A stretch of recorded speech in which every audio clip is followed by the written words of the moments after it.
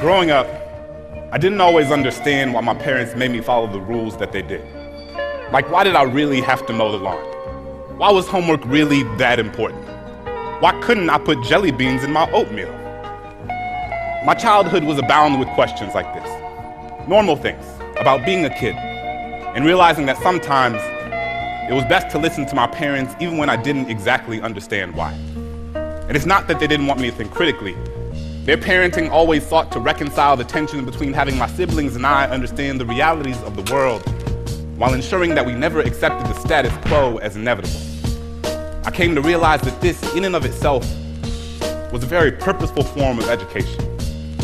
One of my favorite educators, Brazilian author and scholar Paulo Freire, speaks quite explicitly about the need for education to be used as a tool for critical awakening and shared humanity. In his most famous book, Pedagogy of the Oppressed, he states, "No one can be authentically human while he prevents others from being so."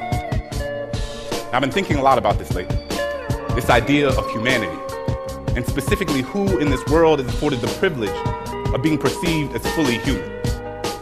Over the course of the past several months, the world has watched as unarmed black men and women have had their lives taken at the hands of police and vigilantes. These events and all that has transpired after them have brought me back to my own childhood and the decisions that my parents made about raising a black boy in America that growing up I didn't always understand in the way that I do now. I think of how hard it must have been, how profoundly unfair it must have felt for them to feel like they had to strip away parts of my childhood just so that I could come home at night. For example, I think of how one night, when I was around 12 years old on an overnight field trip to another city, my friends and I bought super soakers and turned the hotel parking lot into our own water-filled battle zone. We hid behind cars, running through the darkness that lay between the streetlights. Boundless laughter ubiquitous across the pavement. But within 10 minutes, my father came outside, grabbed me by my forearm, and led me into our room with an unfamiliar grip. Before I could say anything, tell him how foolish he had made me look in front of my friends, he derided me for being so naive. Looked me in the eye, fear consuming his face, and said, "Son, I'm sorry, but you can't act the same as your white friends. You can't pretend to shoot guns. You can't run around in the dark. You can't hide behind anything other than your own teeth. I know now how scared he must have been. How easily I could have fallen into the empty of the night. That some man would mistake this water for a good reason to wash all of this away." These are the sorts of messages I've been inundated with my entire life.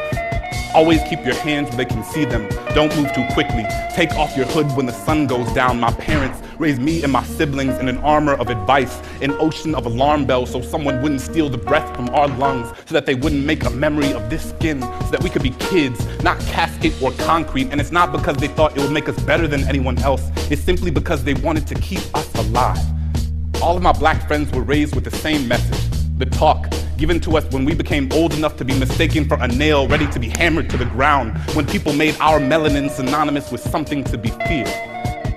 But what does it do to a child to grow up knowing that you cannot simply be a child, that the whims of adolescence are too dangerous for your breath, that you cannot simply be curious, that you are not afforded the luxury of making a mistake, that someone's implicit bias might be the reason you don't wake up in the morning. But this cannot be what defines us, because we had parents who raised us to understand that our bodies weren't meant for the backside of a bullet, but for flying kites and jumping rope and laughing until our stomachs burst. We had teachers who taught us how to raise our hands in class and not just to signal surrender, and that the only thing we should give up is the idea that we aren't worthy of this world. So when we say that Black lives matter, it's not because others don't. It's simply because we must affirm that we are worthy of existing without fear, when so many things tell us we are not. I want to live in a world where my son will not be presumed guilty the moment he is born, where a toy in his hand isn't mistaken for anything other than a toy. And I refuse to accept that we can't build this world into something new, some place where a child's name doesn't have to be written on a t-shirt or a tombstone, where the value of someone's life isn't determined by anything other than the fact that they had lungs. A place where every single one of us can breathe.